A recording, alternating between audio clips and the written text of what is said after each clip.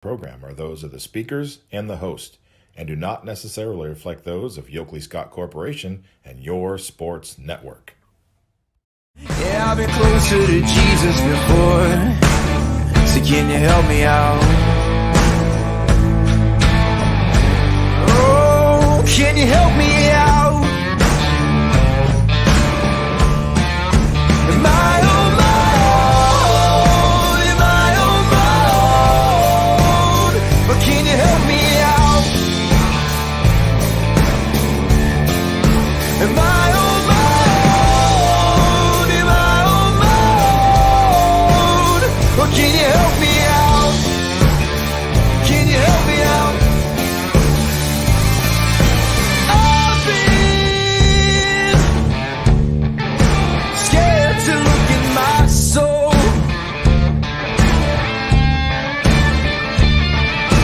I've been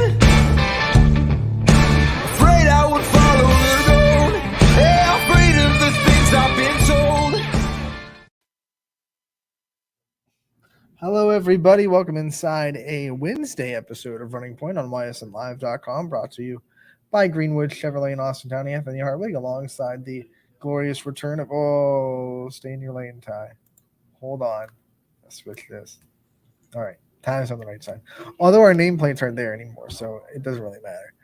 Also, today, like every Wednesday, we are joined by, look who's come sashaying into the studio, Ty. I'm just happy that I'm a regular like now. I used to be just You're like that guest star at a TV show that just kills it so bad they have to make him an actual character. yeah. It's, A reoccurring character that keeps on making appearances. Scotty's the Wednesday man. I know that there's an example of that on the tip of my tongue, but like it's not coming to the top of my brain. Of a guy that was meant to be just a one-off or a two-off, and then all of a sudden he was a main. Oh, you know what it was? I'm gonna kind of throw in my man card a little bit, but it was Spike from Buffy the Vampire Slayer. He was supposed to be like a 3 or 4 episode villain, and fans liked him so much he was on the show for like 4 or 5 seasons. hey, I don't think that's thrown in your main. I card, know. There are some people that because Buffy, she's a looker.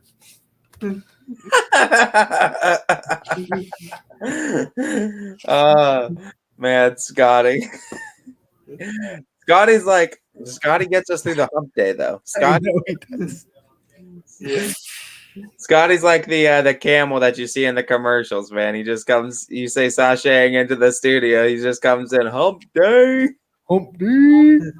and he takes us there. He takes us to places we won't go. Yeah. I'm done with that one. No Scott. further comment. No further comment about Sarah Michelle Gellar. Oh man, Scotty, nice to have you back, though, sir, on another Wednesday edition of Running Point. I know you always, we always have our nice trivia that comes later in the show, but you also usually like to come on with some topics to talk about. What you bring for us this week? Yeah, I just wanted to get your guys' thoughts on. I didn't have a chance to talk about it last week, but you guys did a story. It was big news on Ysn.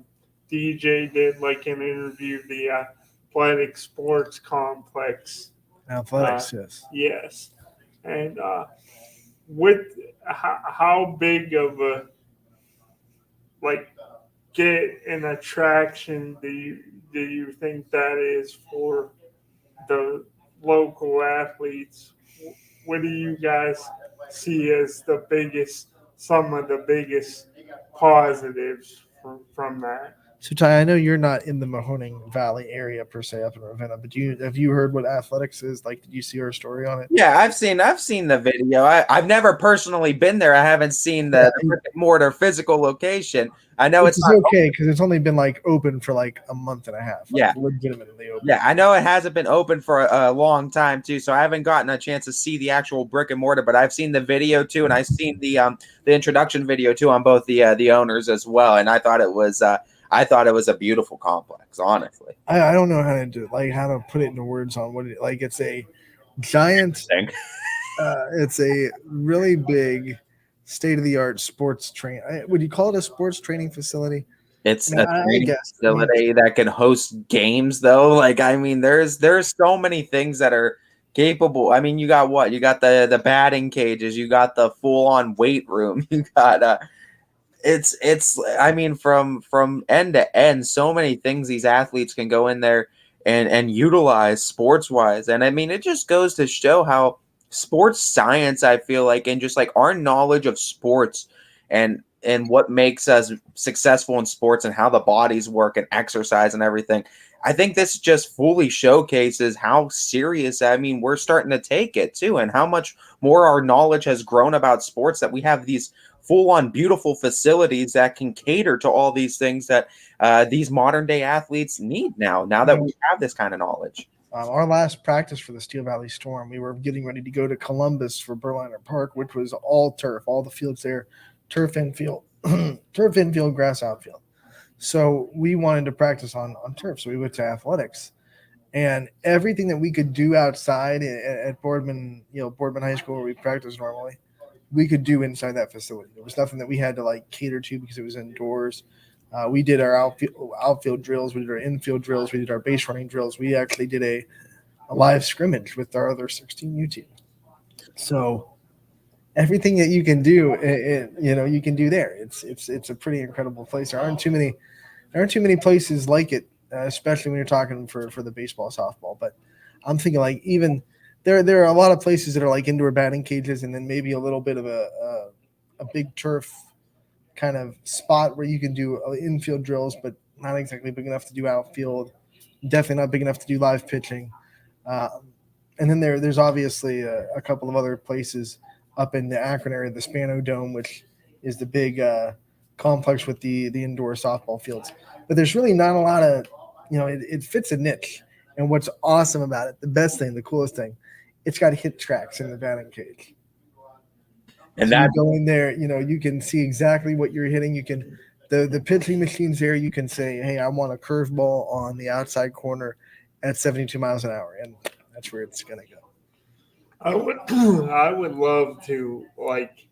I mean, don't get me wrong. I'd be pretty nervous going in the batting cage without any protection, but I love to go like full on Adam Sandler, go in with all this armor on, and be like, yeah, come on. 364 days till next year's hockey tryouts. Got to toughen up. Scotty, okay. How fast do you think you could take a ball before and I can't take it? Like, what's the speed that you think I could take that? I think if it's got to, if it's 70 or above, I'd be like, no, thank you.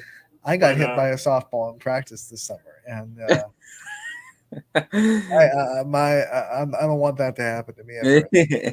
And it's like timeout. Well, what happened was it wasn't like a shot off the bat. We were doing outfield. We were doing cutoff practice, and one of our girls, who will not be named, I won't do that to her, Mr. Cutoff, pretty bad, and it went over the cutoff's head and then smacked me right in the shin. Oh man! And that shin does not feel good to get hit. Like there's no meat there. It's just hitting solid bone. I don't mean this. I don't mean to be rude. I'm just curious. Rude. You have, because I have all feeling throughout my body. Do you too? Yeah. Okay. But it's funny. I used to mess with people in high school and tell them I couldn't feel my legs, just to see how they would react, and like to see if they would hit my legs and how far they would go to prove it. And just walks back with so many bruises on his legs and everything. No one would do anything like other than like maybe kick me. Like no one would actually like do something that would actually hurt my legs. It was cool, but also disappointing. No one Yeah. would go that far. Whatever.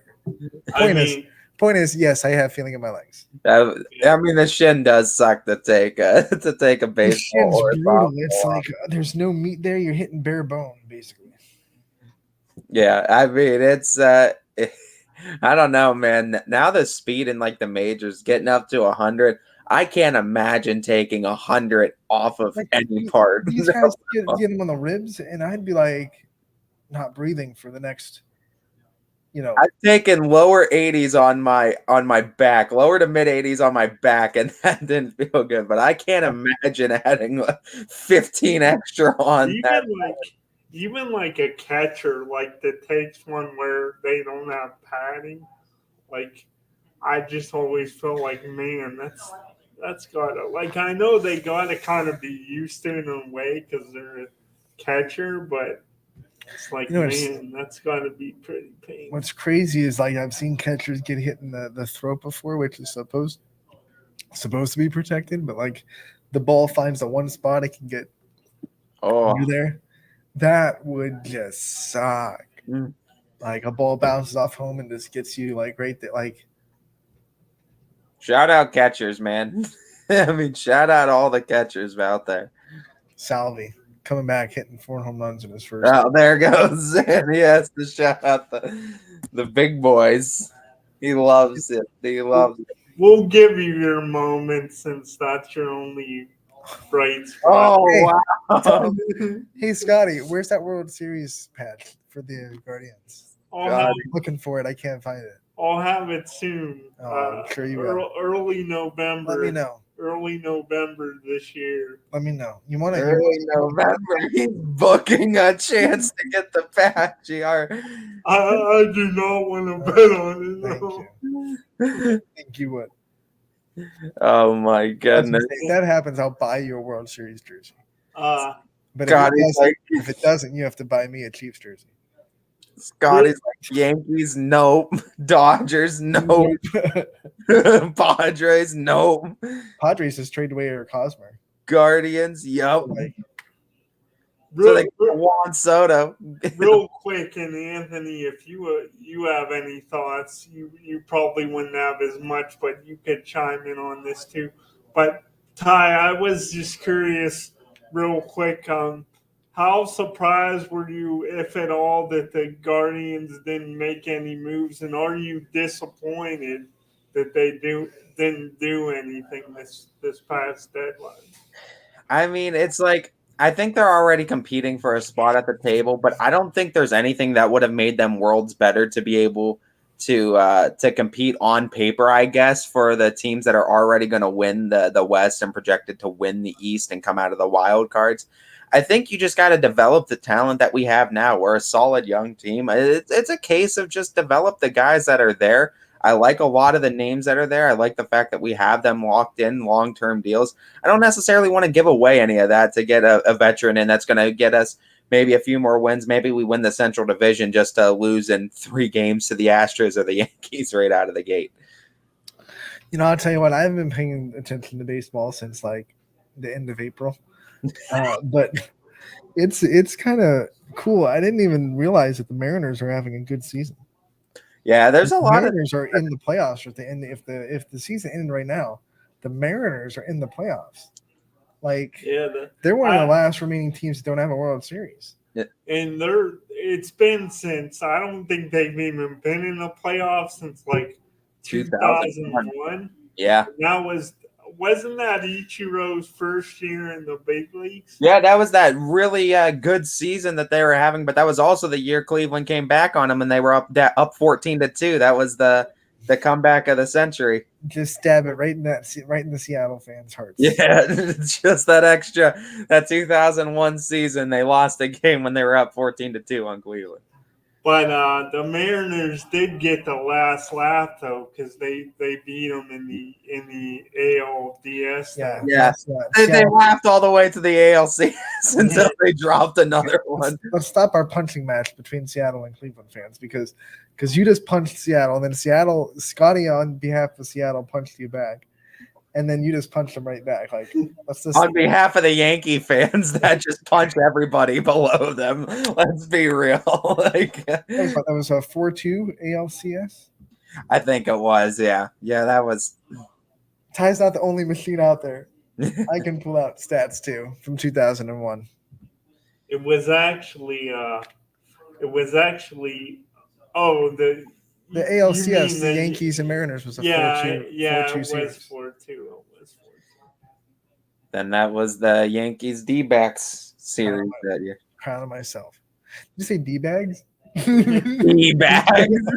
All right, let's get on track. We have local sports to talk about because that's what everyone comes here for. They don't come to hear us Jacomos talk about the past Guardian seasons. And Ty, the last time we talked, we were kind of previewing seasons, going over schedules.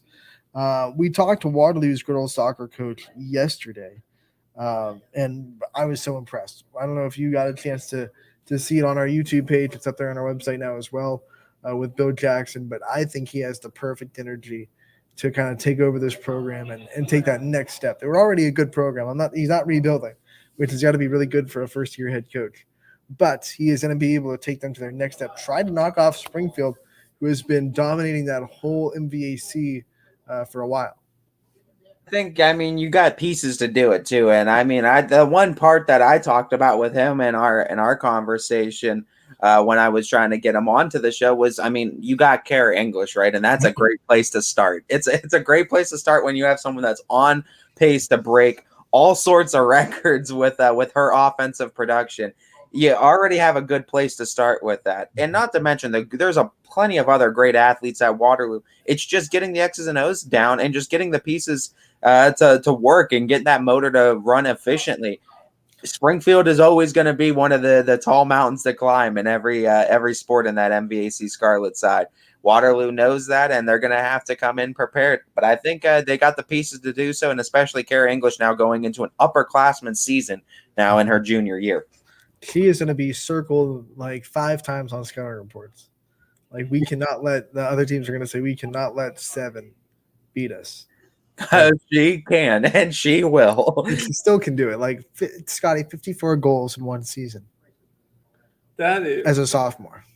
That is like 93 goals in her career, and she's had 2 seasons. Insane, unbelievable. That's like a video game. I know, I think someone's playing FIFA. You're putting FIFA on mode is what you're doing, and then FIFA is like on beginner mode for her. I think there's someone up in the soccer universe that's just turning on FIFA when Waterloo plays and pushing Kara English's sliders all the way up. She's got full sliders. She just worlds above everybody else. I mean, speed 99, accuracy 99. Dribbling 99. She is 99. She's one of those phenomenal athletes where it's like she packs a punch. She has that blend of speed but power. I mean, she's got the broader shoulders too, so she can get places. She can body you up too on the field, on the court too. So I've seen her do it on both. She's got that speed, and she's got a blend of speed and power too that makes her really difficult. Not to mention just her athleticism. She's able to do slide tackles and everything. She does a great job at it. All that time, plus she makes players better. She is a great leader, and she will definitely get other people the ball when teams focus on her. Very quiet girl too, and what Kara English is. Except when she gets on the field, like all of a sudden there's a switch that turns on, and her timidness turns into ultra aggressiveness. She also is just a very good lead by example because she's going to try to outwork you anytime, anywhere too, and whatever the sport is. Look at these scrimmages they have, Ty. They're going to play at Perry to open up their scrimmages tomorrow.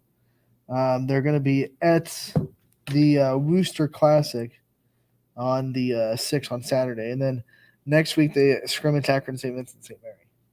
That's a nice cast of characters to be able to prepare yourself for an upcoming soccer season. Those are all way and above their pay grade, right? Like way Division II, big soccer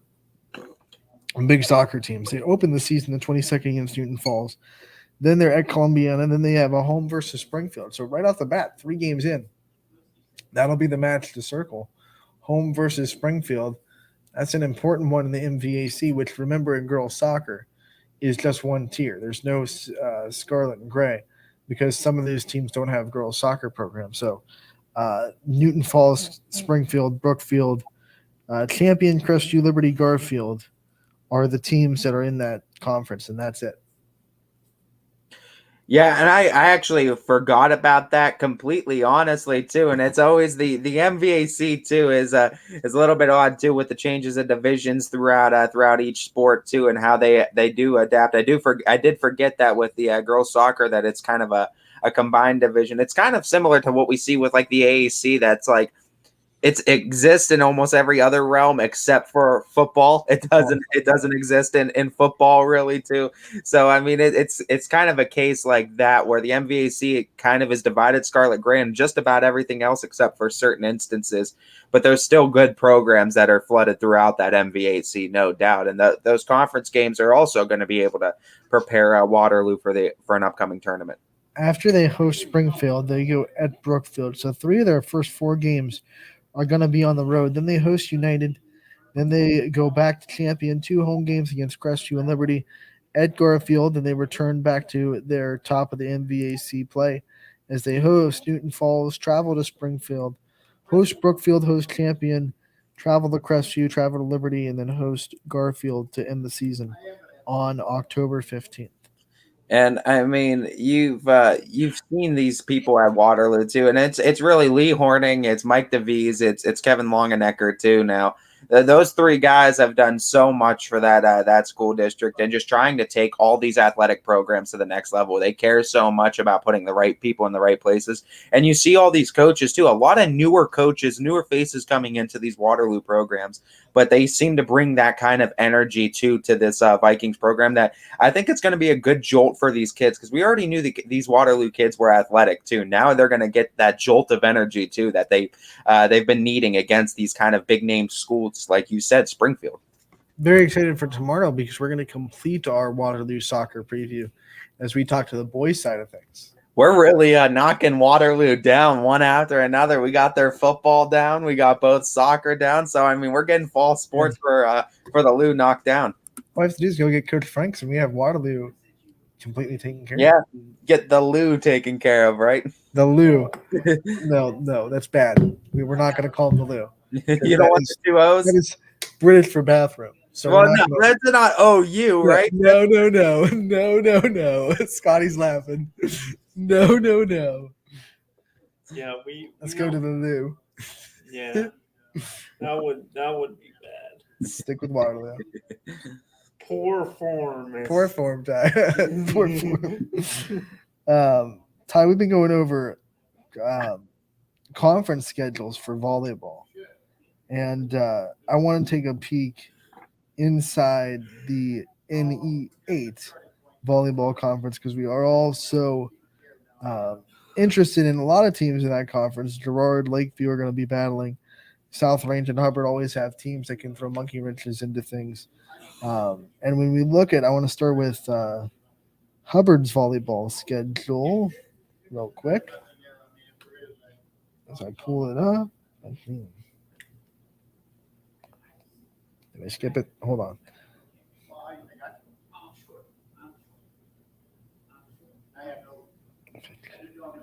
Starting with the Eagles, too. It should be interesting. I got it. We have they will start the season on Saturday, August 20th against Cheney at home. Then they will be at Lakeview, home against Girard, home against Howland, at Poland, home against South Range, home against Niles, at Struthers. And then we go into the second week of September where they will host Fitch, go to Jefferson, host Lakeview, go to West Branch, go to Middle Ridge, host Girard. No, go at Girard, host Poland, and then they end the season on the 27th of September. Oh, sorry, there's another row. Sorry. Hey, they don't end the season, but they do go to South Range. Then they go into October with a game hosting Struthers or at Niles, at Salem, hosting Jefferson, hosting Cardinal Mooney. They end the season on the 13th of October at Boardman. A lot of big games, not just in the league, but also at a conference for Hubbard, who I think is a sleeper in this volleyball season. They were 10-13 last year, and I mean they had a lot of younger talent. I believe only one senior on that Eagle squad. Right? Donnie Fangle?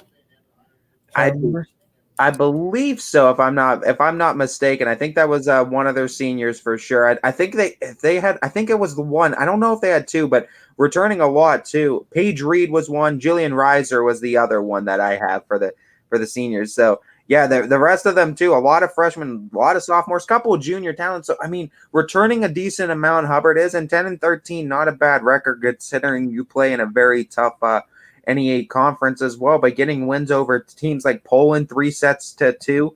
That was a good win as well. Losing though to Jefferson 3-2, which was a good one as well, but they beat South Range 3-0. I think the biggest ones, I want to see how they can compete with Girard and Lakeview. Both of those teams swept them 6-0 in those two games, 3-0. They're two of their first three games. They go at Lakeview and then at Lakeview hosting Girard. I'm curious to see how they compete against those two teams because those are the two teams that we're looking at in that NE8, I think, right now. Okay, because they get them so early, they get them again really late in the season. Scotty, when you're looking at teams that, obviously the big teams in the conference, well, no matter what sport it is, would you rather play those teams in kind of the middle of the season, or do you like opening and closing with them? I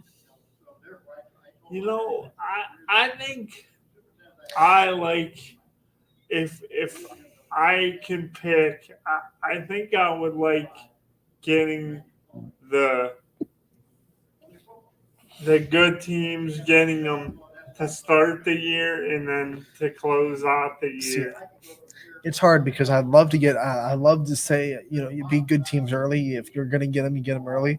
But then, like, those last games could be really important, and all of a sudden you're playing the big juggernauts in the last two games of the season or whatever. That can be tough. Like, I know there aren't playoff spots in the line for volleyball, but let's say Hubbard's at a point where they can get a really good seed in the tournament, or they're fighting for any championship, and their last games are Lakeview Girard, right? So it's like, oh man, come on.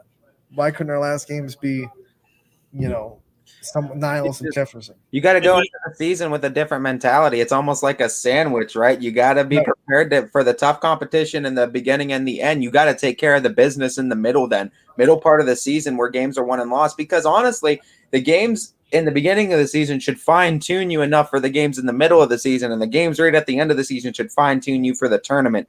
That's what you're ideally hoping for in those kind of scenarios. Player to watch for Hubbard, in my mind, is Peyton Slavesco. She was really good last year. I think 250 plus kills on her resume. I mean, she's one of those girls too. As only a sophomore, averaging I think over 3 kills a set. That would be the numbers that would equate to that. I would believe if I'm doing my math correctly. That's those are some great numbers from Slavesco. And honestly, she's a great multi-sport athlete, and I'm excited to see her taking into her junior year now, as what she can do on that court. Now she has to step up, be that upperclassman leader for these Eagles, who, like I said, I think are a big sleeper team in volleyball this year. Absolutely. I think they're going to be a sleeper team because, I mean, we've seen what Hubbard's been able to do in years prior in that NE8 too, volleyball-wise. They always have great programs, and they've always been solid. They're never a pushover team, and I think 10-13 is like one of those seasons too where Hubbard was, with a lot of young talent, still grabbing 10 wins last season. I think that showed a lot. I'm curious to see how the growth really is going to take into effect for Hubbard this season. So this is their non-conference slate, Ty. They have Cheney, they have Howland, then they have Austintown Fitch, West Branch, Middle Ridge, and they also have Cardinal Mooney, Boardman, and Salem on their non-conference schedule. That's a solid non-conference schedule, if I do say so myself. Gauntlet. Right? And they haven't shied away from it. I mean, look at their schedule last year. They played teams like Marlington's volleyball team. They played Beaver Local as well. I mean, they've not shied away from good teams. West Branch was on their schedule as well last year. St. Thomas Aquinas.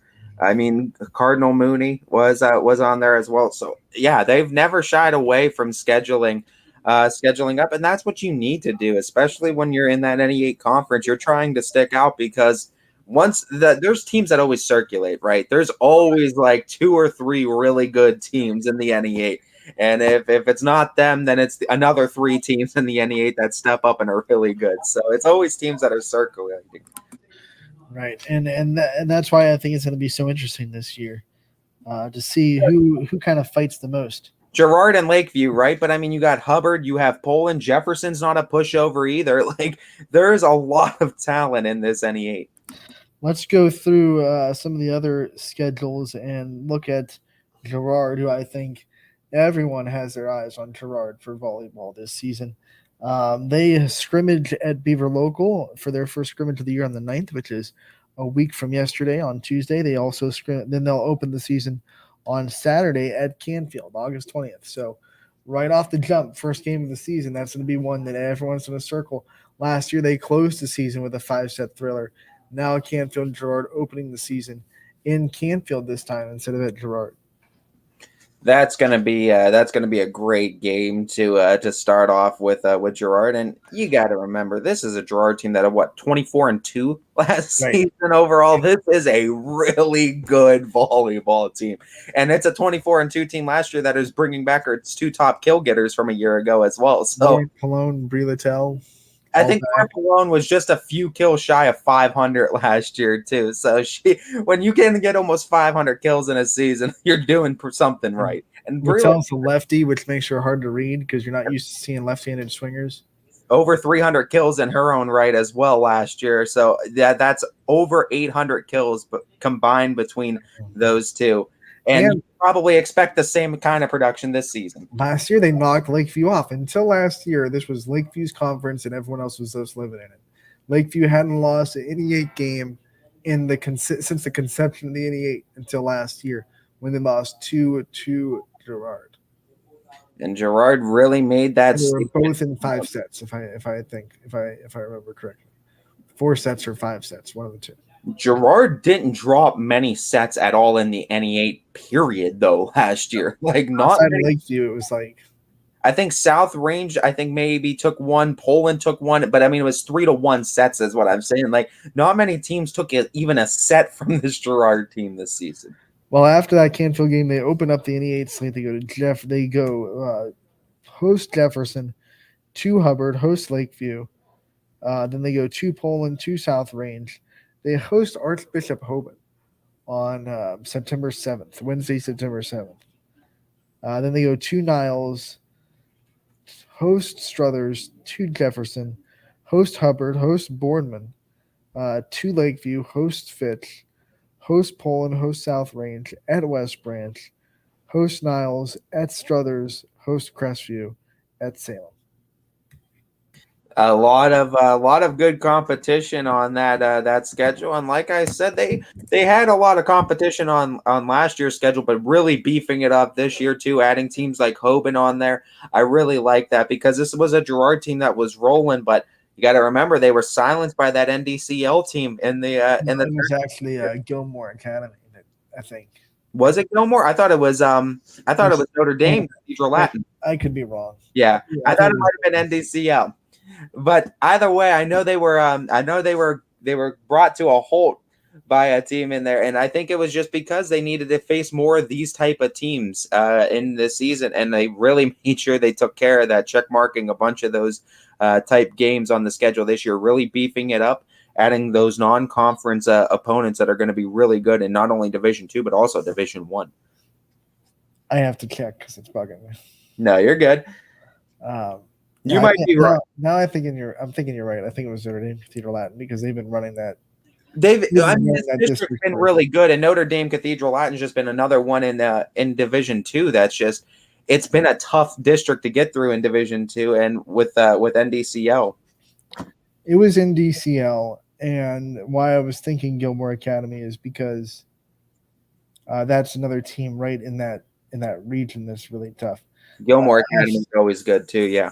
And then Notre Dame Cathedral Latin lost to Lake Catholic after winning the district in the regional semifinal. So if that tells you how tough the region is after you win districts, it's a tough Division II in volleyball. But Girard put together a schedule that can get them prepared to make that kind of run for districts and even far beyond it. You know, you look at Hoban and some of these other teams that they play. Hoban, Canfield. Then you have Boardman, Fitch, West Branch, Crestview and Salem as your non-conference schedule. Like, that's ridiculous. I like the mentality Gerard's going through. And you know what? You might not see a 24-2 season again from Gerard, but that's okay, I think, in the minds of Gerard. They are okay with dropping a couple of games if need be in the regular season to get them prepared and ready to go come that tournament time. And then you're going up against Beaver Local. Granted, it's a scrimmage, but you're still seeing that competition. That's a great scrimmage too to get you prepared for a season. How about that? That's opening scrimmage play. You go to Beaver Local. Two really good programs too, from what we saw last year. Two really prestigious programs, good, well coached, and a lot of talent in both of them. That'll be a 4-team scrimmage. No word on who the other 2 teams will be at Beaver Local on Tuesday. It'll be interesting to see if we can get any other YSN teams that can pop in there. But maybe that's something we can ask Sarah Lowe when we have her on tomorrow. Yeah. Let's go to Lakeview schedule, who finished second in the NE8 last year. They will open up the season Saturday, August 20th at Cardinal Mooney. Then they host Hubbard, host Niles, host Fitch, go to Girard, host Struthers, at Poland, host Jefferson, at South Range, at Hubbard, at Canfield, at Niles, host Girard. Then they go to Berkshire for a tri-match. Then they'll go to Struthers, host Poland, to Jefferson, host South Range, host Middle Ridge, and then they go to Kirtland to close out the season on October 13th. This was a Lakeview team too that I believe was 19-4 last year that had 3 losses of their 4 losses come to Girard, with 1 coming to Crestview. So if that shows you the type of team that Lakeview is, they lost to Crestview once and Girard 3 times. They just couldn't get over Girard. And 2 of those losses to Girard were 3-2 sets once in the playoffs as well. And Lakeview is still going to be a great team, I think, this year too, and because they're returning a decent amount. They only lost 1 senior. I think Carly Hahn was their only senior. I think you're correct on that too, and I think you talked about Tara Lytle. She's coming back as a senior. She's going to be an issue. These are going to be great matchups, and I think they also have the Price girl that was a freshman last year too. She's going to be coming back. She was pretty productive as a freshman. I'm excited to see her as a sophomore. They still have Price. They still have Emma Schmader, I think, right? Schmader. And they have Maggie Pavlansky as their center, so they'll be good. Don't worry about Lakeview. I think Lakeview Girard matchups are going to be really fun this year again, because Lakeview's got to be thinking about those 3 losses to Girard. I mean, Scotty, what you got to figure too, if you're in the season. I mean, Tuesday, August 30th, they're hosting Girard. If you've had a whole off season to kind of let that fester in you, that you've lost to a team 3 times, what kind of fire do you think Lakeview's coming out with that August 30th game? Oh, it's a lot of fire, and I think because it's got to be eating at you as the days go on. I think they would prefer playing them that early to open up the season. But on the flip side, what we were talking about earlier, sometimes I wonder, is it better to play teams like that in the middle of the year so you get your confidence up maybe against lesser opponents? So I kind of go back and forth on it. But I don't know. Like, it's got to be really burning a fire in them, and close losses to close defeats, but we'll see how they respond. To add to that storyline, not only were they defeats, but this was a Lakeview team that owned the NE8. Like, they were the top dog, no pun intended. So Girard kind of knocked them off of a pedestal that they were on for 3 years. Did it by winning the NE8 last year, by beating Lakeview twice, and then also knocked Lakeview out in the playoffs. Like, double whammy to Lakeview last year. That's going to make you super hungry. I mean, you've been just kicking butt in this conference, and this Girard team comes up and knocks you off your game, and now you have another year where you can say, okay, we can still prove that our team's better.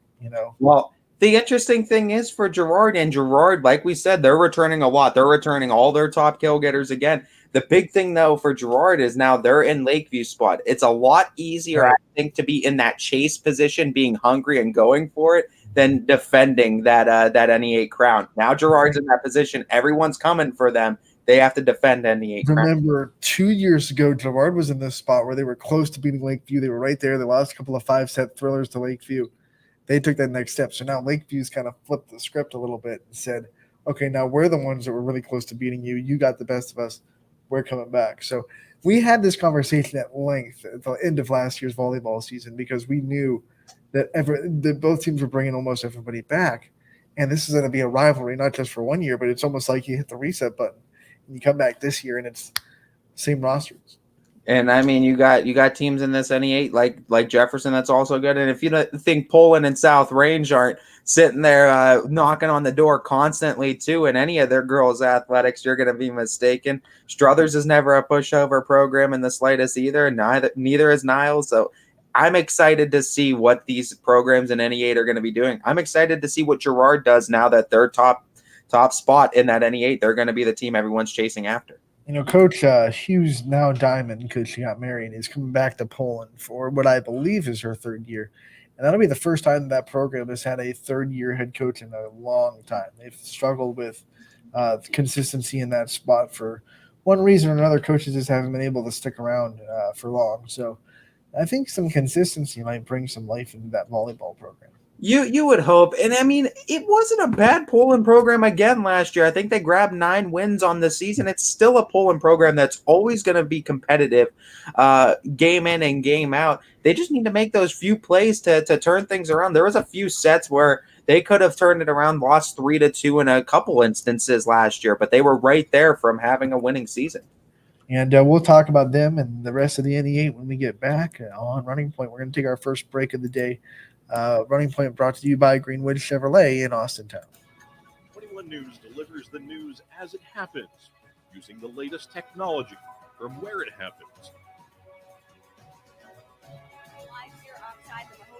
On air, online, Wednesday afternoon weather update, very dangerous, and on the 21 News social media platforms.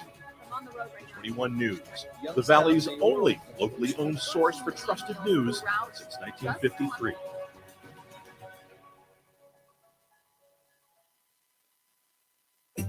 As fine as the eye can see, the finest hardwoods from the finest trees. Made for your home and within your means, Baird Brothers will help fulfill your dreams. Let life and light come shining through in quiet morns. And heavy traffic, too. Find your easy-to-afford fine hardwood floors and doors and more at BairdBrothers.com. Hi, this is Tommy Clem, owner of WRS Insurance Solutions. WRS Insurance Solutions is a local independent agency that specializes in life, Medicare, long-term care, and disability products. Call us at 330-953-3722 or visit us at wrsinsurancesolutions.com to learn more. Good luck to all the student athletes in the Valley. For a great vehicle and a great experience, come to Boardman Mitsubishi today. As always, our full lineup of Mitsubishi models comes with a standard 10-year, 100,000-mile powertrain warranty. Boardman Mitsubishi, your hometown Mitsubishi dealer since 1999.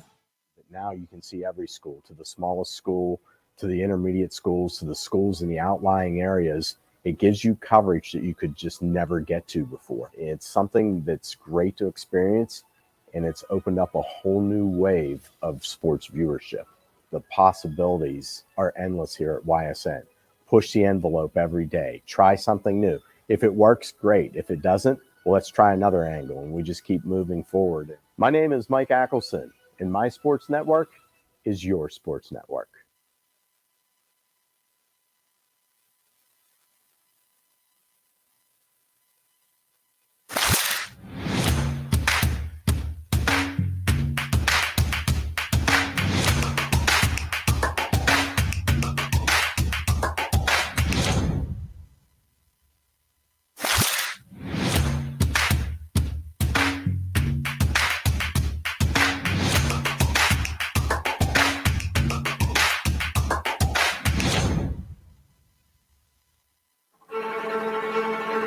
reliability, innovation, scale. These three values are those we look forward to in our business and in our team. If you're ready for a reliable employer who looks constantly to think outside the box in big ways, we're ready for you. Apply now. Help us push the envelope and deliver success. Envelope 1. Take that one extra step.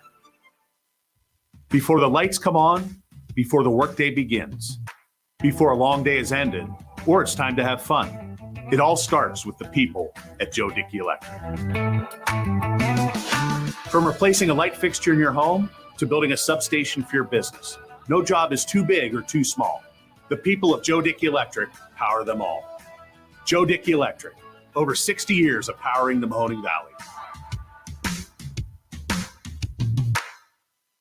You're not waiting to see what the world has in store for you. It's more about what you have in store for the world. All you need is the opportunity. All you need are the resources of a large university and the advantages of a personalized academic setting where you can experience new worlds in the arts and sciences, business, and education and make them your own. We are where you shape your future. We are Youngstown State University and proud. WRS Wealth Advisors, the area's premier wealth and retirement specialists, located on South Avenue in Boardman.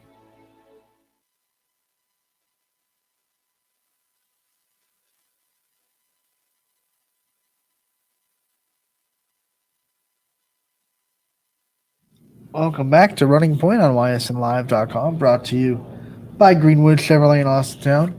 Anthony Hartwig alongside Ty Bartell, and of course, Scotty Mitcher, who's becoming a regular. I am. I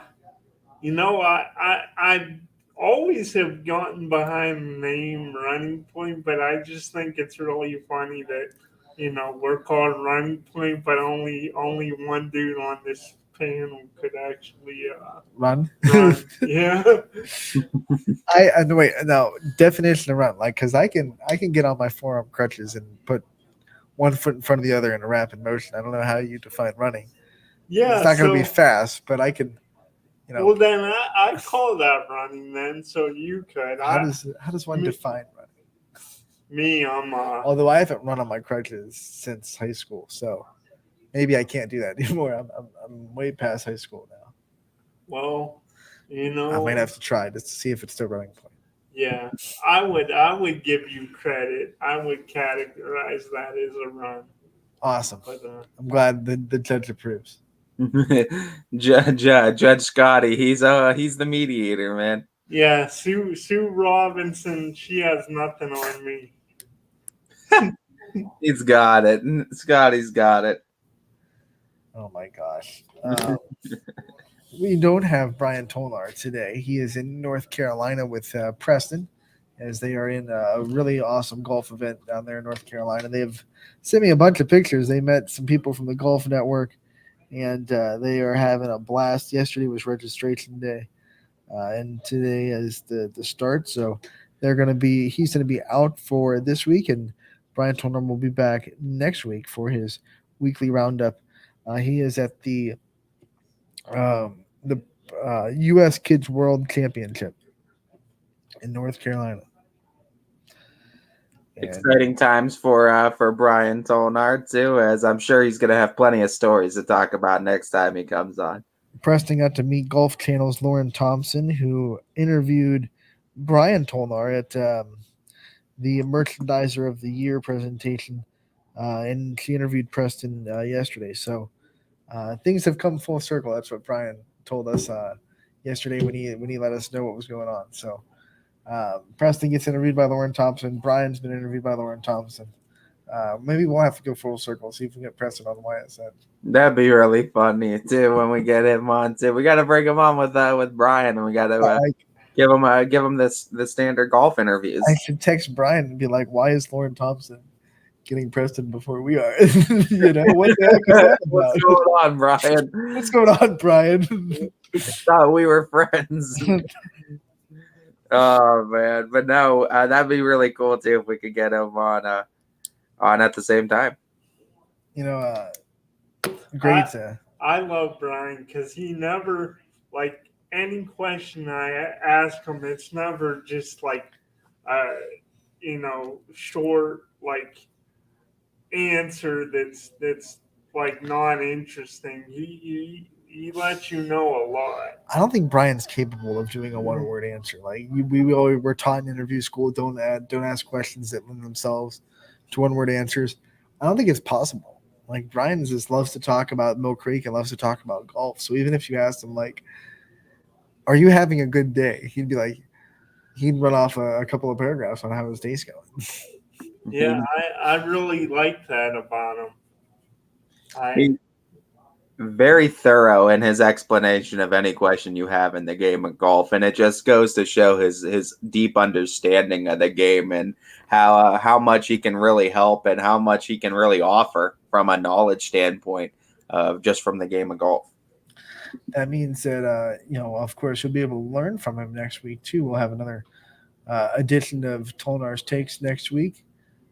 And that's when he'll come back on, and then we'll be happy to have him back. And by next week, we are going to be right there on the doorstep of high school golf too. That's going to be an exciting time to talk about because, I mean, we are just literally coming up on 2 weeks just about away. It's getting close. We're inching away from 2 weeks away from first week. Oh yeah, it's getting close, and now high school golfers are starting to practice. They're starting to get used to their home course at Mill Creek, and next week we'll also be able to talk about the adult greatest golfer competition that will be going on as well. A lot of names in the past that a lot of these golf programs know and love are going to be competing in that. And I mean, that's what's exciting too, is I mean, so much local names too in the area. And that's what you love to see, I think, is just the amount of local names. Hopefully we could have someone local pull it out. We had Chaz Ikoniak from Struthers win the junior greatest golfer event. On the boys side, the U17 boys side, we had a lot of golfers compete well on the girls U17 side, but it was eventually won by Kylie Hoover from Woodridge, not a Ysn school yet.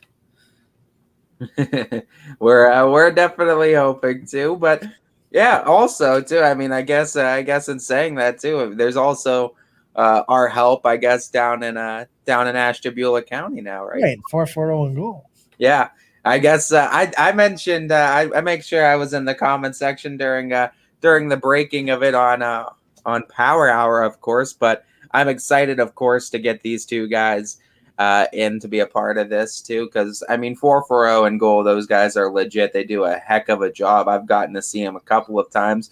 I ventured into those counties as well. I've seen them at a handful of Jefferson games or stand-up guys that do such an excellent job too. And I mean, biggest thing is they do it for the kids. And I mean, it's an exciting time to be a part of it now, because I mean, I've seen what 440 and goal has done, and I mean, as you could say too, I'm sure, and I mean, their quality of work, we're excited to be able to bring that into YSN, and we kind of feel like DJ said, we're both working for the same cause. Might as well be working together, right? They've already got interviews with Jefferson's Grant Hitchcock and Trent Hodge. So make sure to go to their website and their social media pages to check those out, because when we talk about Jefferson football, those are two guys that are going to be senior leaders on that team, especially what Grant Hitchcock had a lot of highlight moments last year. I think it was his coming out party almost. He was a starter his sophomore season, getting his feet wet. Junior season was when he kind of showed out a little bit, and especially that Edgewood game that you got to call, he was very impressive. And now he's coming into his senior season as a vocal, emotional, and statistical leader of the team. I'm excited to see what they're going to be able to do. A lot of speed on that team, and Grant Hitchcock's one of those guys that could be a dual threat quarterback as well. So I'm excited to see his next year of development take into effect. Beautiful turf field too, by the way. Oh yeah, absolutely gorgeous facilities over there in Falcon territory for Jefferson. So have you guys reached the point with it just a couple weeks away now? Like, are you ready for not saying that? I mean, everyone loves football, but do you feel like you're ready for? I another season at this point, or is it like it's just kind of coming up on you, and you know? I'm still I don't know, I'm still in that middle phase where I'm like getting my mind right for the transition in the fall. I don't know about time, but like I'm starting to watch a couple volleyball games and try to like regather my, like, this is what we look at. This is, so I'm starting to kind of get myself back into volleyball and football and golf and cross country and soccer. Yeah, it's a tough transition a bit. I mean, It shouldn't be because we've had 3 months to do it, but it still sneaks up on you. 3 months are still filled with a lot of baseball, softball too. So it's like your kind of mind is trying to stay within that realm. You don't want to ever be looking too far ahead or have your mind be in a different sport as you're in one, because we try to stay focused and present with the moment. It's starting to become real too, because I mean, I'm starting to look at the upcoming schedules and just like games that are coming up, and I look at my calendar over there and where I have games marked on that calendar, and it's inching closer. So it's like, man, I gotta start, man. It's definitely starting in the mindset too for me as well. I'm starting to get mentally prepared for fall sports. It's just it's a sprint though. It's a sprint that feels as long as a marathon. You're like sprinting for a marathon, because it's longer than 10 weeks, because you got all the playoffs that you got to worry about as well too. So that takes you into into normally November typically now is what we're going to be looking at. So I mean but every week goes by so fast because you're just doing so much to get prepared for football Fridays that are so huge, but there's so much volleyball, soccer, all kinds of stuff going on in between it. Scotty, answer your own question. Not to, like, I hate, because summer is my second favorite season. Second favorite? What's your first favorite? Don't you dare say winter. It is not. It is fall. But I also never want to rush the summer away. But you know what? I'm starting to get that itch. What are you itching the most for? I really want to see Anthony. I know you'll appreciate this, but I'm really looking forward to that first matchup. I think it's your Raiders against your Raiders against Springfield, if I'm not mistaken. Yep, and I really want to see, how Springfield adjust. After I think they had a winning percentage the last 3 years, like 90-something%, something ridiculous like that. But losing not just Bo Brungard, but a lot of other talent. I want to see this new era, how they adjust. And your Raiders are always pretty good. So that's what I'm most looking forward to in the first week. We always took that rivalry way too seriously in high school. I don't know how much they take it seriously now because we don't play Springfield a lot and they're not a conference rival anymore. But in high school, we took that rivalry, to the max. It was fun times. Hanging stuffed tigers from the rafter, from the balcony of the stairs. That's we had Jinx the Tiger Day where we would wear orange and black on purpose. Jinx a Tiger Day. It's definitely going to be an interesting game, I think, certainly because Springfield's going to be coming out with something to prove. A lot of these guys are going to have something to prove against South Range, because you got to figure South Range returning a decent amount of talent to Billy Skirpak coming back as a huge name, I think, for the Raiders. They definitely look like favorites on paper in this one, but I don't doubt for a second that Springfield, Coach Guerrero, Coach Yeagley, two of the best in the business too. They're going to have their guys more than ready for this matchup. They're going to have their guys prepared. It's going to be a heck of a opening matchup between them. Of course, you need this game to open the season because it's a marquee matchup in your non-conference. You want it to open the season. But I think when Coach Guerrero looked at it last year, I think he would have loved it if South Range was that third regular season game, because that's when we saw Springfield really put everything together. They had 2 games where they were trying to figure things out with the offensive line and figure a couple of things out with their weapons. But once they hit that game, I think it was at Geneva, it was like they flipped the switch, they figured it out, and I would have been interested to see that Springfield team against South Range, because I think that was a really tough team last year to open with. It was a very tough team to open with, but the big thing I think for Springfield this year is a lot of those offensive linemen are returning for them. So there's the book is up to date, I think, with the offensive linemen. The football IQ is there, and I think that's going to pay dividends this second time around for them. A lot of them for their second matchup with the Raiders. It's funny, last year they were replacing a lot of the line and keeping a lot of their skill position players. Now it's the flip side. They have a lot of their line coming back, but a lot of their position players are kind of gone. What do you think is more of a difficult early season adjustment, the skill position or – So I think I think they proved it was really hard to get that offensive line back to, a synchronous and unit. It took them 3 games to just to figure it out. I mean, they barely beat Brookfield. They lost South Range. That Geneva game was when the offensive line really started to mend as a unit. And I think that's why, because you have to have 5 guys that are playing, 5 or 6 guys playing as a qualified unit and moving with each other. So that's hard to do. Skill positions don't get opportunities for offensive production if they. You can't do anything if you're not blocking, right? You can't. I don't care how good your running back is, how good your receivers are, how good your quarterback is. If that defense is on you really quick, you're not doing much of anything. I think it's going to be huge because, Springfield, Coach Guerrero, they could find skill positions. I think you might be surprised. I think this edition might be in store to be a more competitive edition. Not that last year wasn't competitive, but this one might come down to the wire even more so just because Springfield's offensive line is I think, worlds improved from where they were a year ago. And, Coach Guerrero's been there, done that. He knows how to replace skill position players. He's replaced good quarterbacks in the past. Now, probably has he had a quarterback that is at the level of Bo Brown? No, not necessarily, but he is not. But he has replaced really good quarterbacks, and he has replaced really good skill position players that he's had to find a way to kind of plug guys into the spot and redevelop it, and they'll be fine. They'll be just fine. Like you don't need a guy like Bo Barngard to be super successful. Like you can do it with developing another quarterback.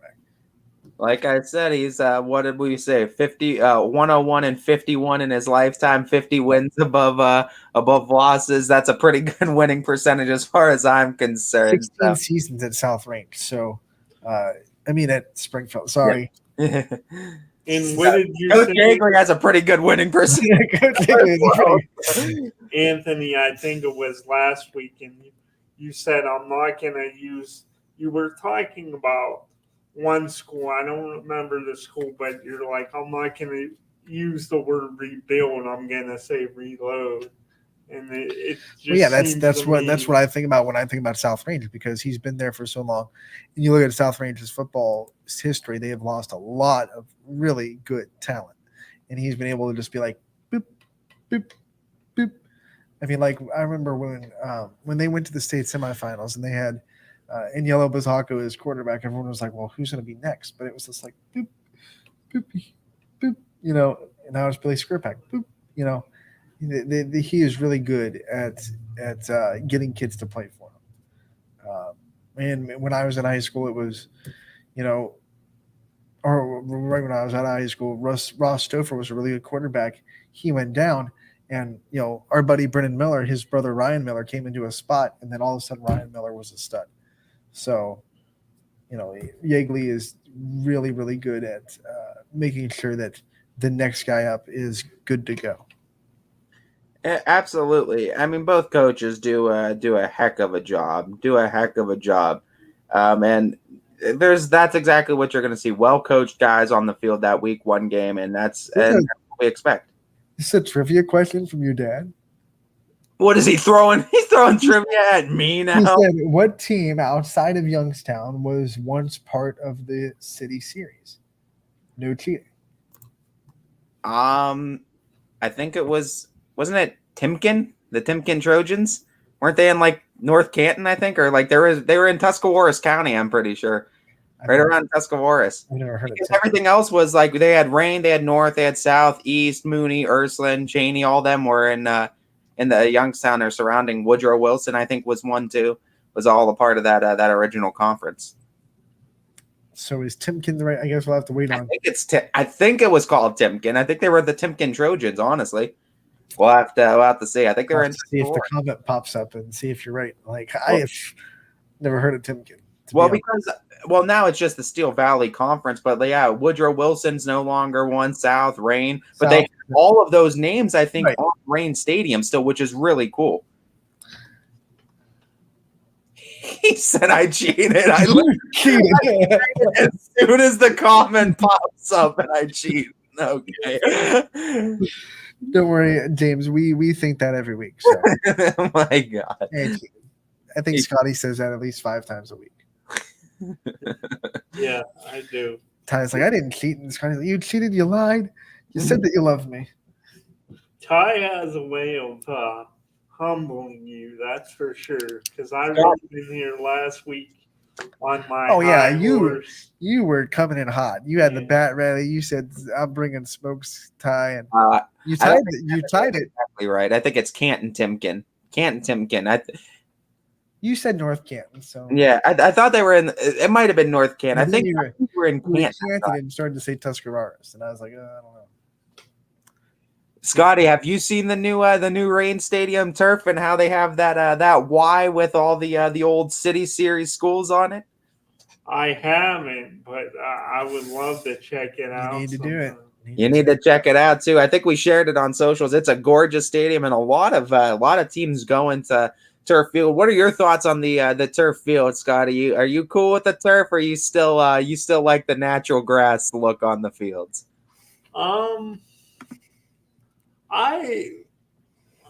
When it comes to like high school, I think the turf looks really cool. I'm cool with the turf. For whatever reason, like I feel differently when you talk about the college and pro level. Like I just most of the time would rather see the natural grass. It's funny, there aren't a lot of colleges that have the turf fields. There's not. Yeah, that's what I'm saying. Even like the biggest stadiums, like is Michigan technically artificial turf, or is that natural grass? Like you look at it and it looks pristine on the. So I think it's turf now. I think even Ohio State is that artificial turf. It could be. I'm recanting what I'm saying because a lot of these turf fields kind of look so good they almost look like grass. They do, but like we've kind of said, there's kind of an asterisk next to it, right? Because if you don't have the means or the faculty to take care of a natural grass field to make it look good, why not just put in a turf field that can look pristine for you a lot easier, to take care of? I don't think that's a problem with Ohio State. I think if they wanted to take care of a grass, well, no, not in the college level. I'm talking more or less for the high school levels too. The high school levels, it makes sense to. I feel like if you don't have the means or the faculty to be able to upkeep with a natural grass field, because let's face it, it takes a lot of time, it takes effort, it takes energy, it takes expenses too to be able to keep up with it, cut the grass, line the field, and make it look good. Where the turf field, you don't have to put as much work into it. You lay the turf down, and hey, these turf fields are looking gorgeous. I'm seeing pictures of them left and right. They look really nice too. And I think it's making it look nice and making it an appeal, because at the end of the day, you want to draw people in, because footballs are big money makers for schools too. So if it's a nice looking field too and a nice experience, it's going to draw fans in that way too. Do you miss though the ambiance and the smell of the fresh cut grass and the mud bowls that you get? Always, yeah. There's nothing that's going to quite compare to those mud bowls. And I mean, Scotty, I think, knows it just as well too. You went to Lowville, Scotty. I'm sure you've seen a mud bowl or two in your day. Oh yeah, for sure, definitely. I always wanted to just roll out onto the field and be a part of one of those, man. Scotty, I tried to be on marching band and the South Range back when they had natural grass in North Lima. They said that the wheelchair would mess up the grass. What? So I couldn't march with the band. They wanted me to be on the sidelines and play while they were marching. Oh man, that's Bummer, right? That's a bummer. Yeah. They also said that they would have to have someone that's not in band push me, and then they'd have to get credit for being in band for doing it. Like they'd have to learn all the marches, but not actually be in marching band. That was another reason. So it wasn't just because they were worried about the grass, which that was one of the like. And then, but there was other. So I'm not trying to make them look completely unrealistic. It's just like big X. But there was that also big idea. Like, who are we're gonna have to give someone a class credit for pushing you, basically. Because they have to learn all the marches, but they're not actually in band. So that was one of the rubs. Too. Yeah, that sucks. That's why I quit band, because like I didn't want to. On that, I didn't want to go through marching practice in the summers and then not march. Like that kind of seemed kind of silly to me. And then they said I couldn't do concert band unless I did marching band. So I was like, all right, hang up the trumpet. I am curious about how the turf field, because I've never actually asked that. I know like I've asked the athletes and I've asked coaches about like turf when it rains, but like when it gets cold, we know like natural, obviously dirt and grass fields, how the ground gets hard when it's super cold and you have the snow. What is the turf field like? I mean, those black pellets, I don't know. Does it have any kind of effect on those that are in there? Well, yeah, I mean, turf fields like turf used to be AstroTurf, and that was like AstroTurf was like playing on sandpaper. Yeah, AstroTurf was just like, well, I don't have any forearms anymore. That's just like I have a square of the Chiefs to AstroTurf, and Arrowhead was turfed, and you rub your hand on it, you're like, why would people dive on this? You know, it's like death. So it feels that much worse than it's just so coarse. Grass. Oh, it's like hard, and it's almost like it feels like sandpaper when you try to rub your hand over it. Yeah, not like a fine sandpaper. It is like a coarse sand. The Vikings had that AstroTurf for a long time. So did the Saints. It's just like if you really just want to, take all the skin off your arms, here you go. With I think it's concrete. Cement is when it's wet.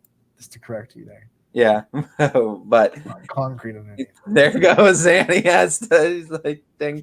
But you had to, try to make us look bad with the City Series trivia. The City Series, you pulled me out on it too. I'll call you out and be like, cement is wet. You tagged me in to answer the City Series question. Tag. Come on, get the City. He said, well, forgive me.